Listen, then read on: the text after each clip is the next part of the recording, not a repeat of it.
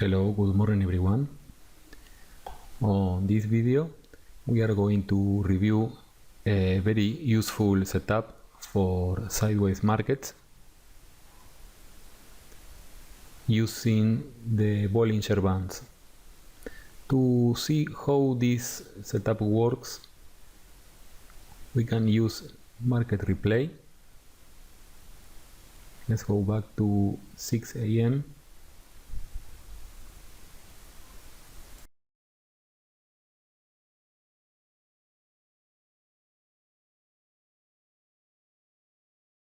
Order filled.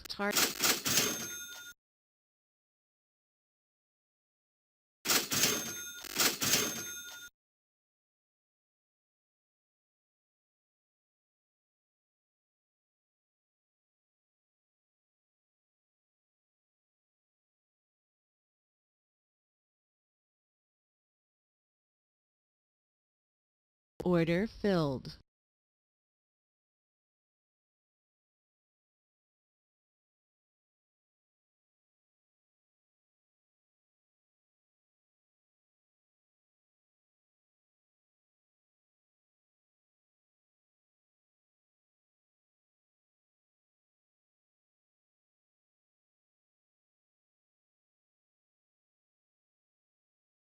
Order target.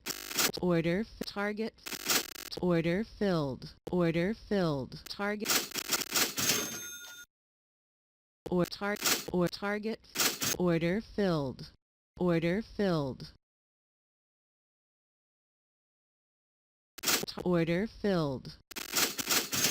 Order filled. Target filled.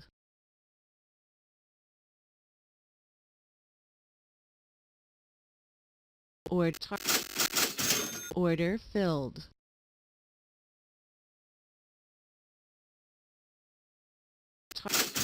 Order filled. Order filled. Order filled.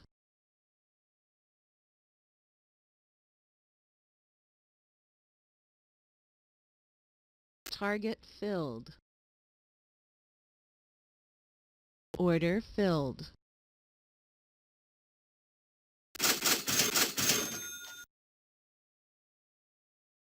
Order filled.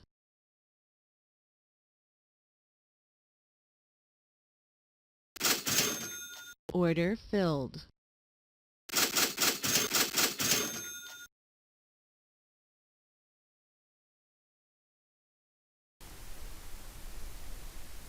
Now let's see how to create this setup using the markers tools. These bands are standard Bollingers using a simple moving average in the middle line. This is the classic Ninja Trader indicator where we use a period of 50, one of the most used, and a multiplier of 1.9. This multiplier sets the distance between the bands. Currently I am using 1.9, the standard deviation of the last 50 bars. For that we use the copy indicator to copy the standard deviation. These blue bars are the copy of the standard deviation of the 50 bars. So there we have in value the distance between the midline and the bands. This value is useful because when the distance is too small, we don't have space for our target. So we need to filter trades, we need to filter signals when this distance is too small. On this setup, what we trade are bounces over the bands.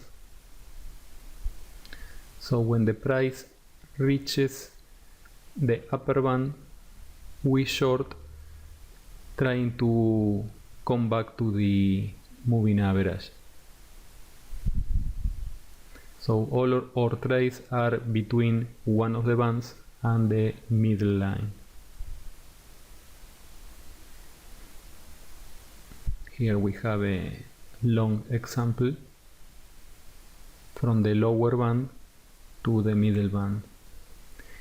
If we have a first target of 10 ticks, then we should need enough space between both bands to take that target. Usually between 1 to 1.5 times the size of the target. Because if we are using a target too big, then we don't have too much chances to get a good performance.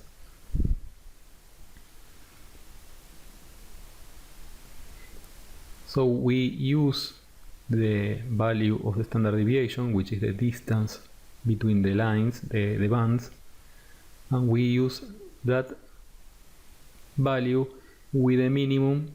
On this example I am using 5 ticks, so that is the minimum on this example. So we are trading almost all the signals.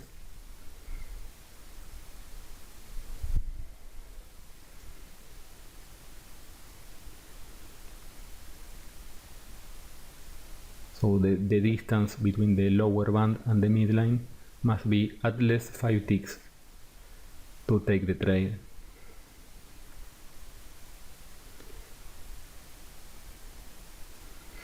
We can also limit to the upside.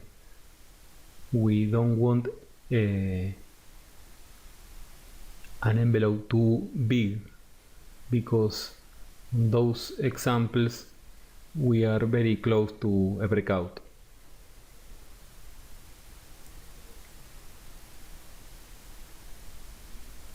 Here we have a possible breakout, and we can see that the size of the Bollinger Band is bigger than usual. So we don't want too small, neither a too big envelope size.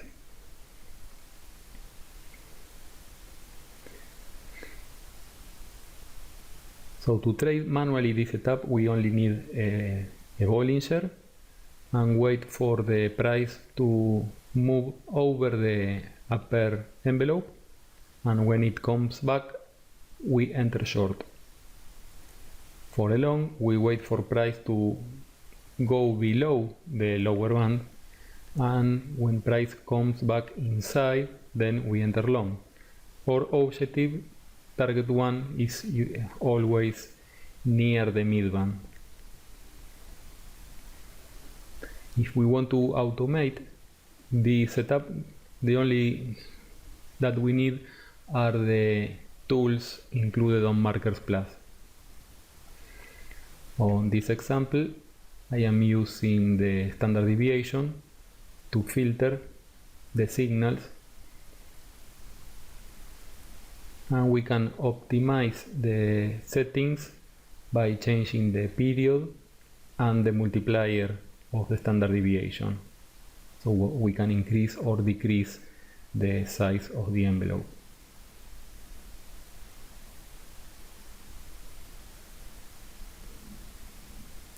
To get the signals, we use two crossover indicators. One to paint the arrow downs. On this example, we have enabled the crossover ups between the price, the close, and the Bollinger down. So when the price closes above the lower Bollinger, we paint a green arrow. On the other cross, we paint the crossovers downs when the close crosses below the upper Bollinger. So now we have the two signals.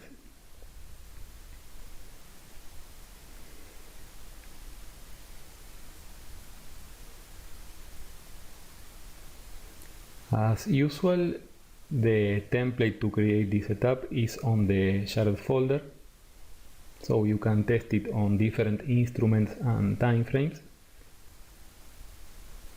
And thank you everyone. If you have any question, please post below this video. Thank you, bye bye.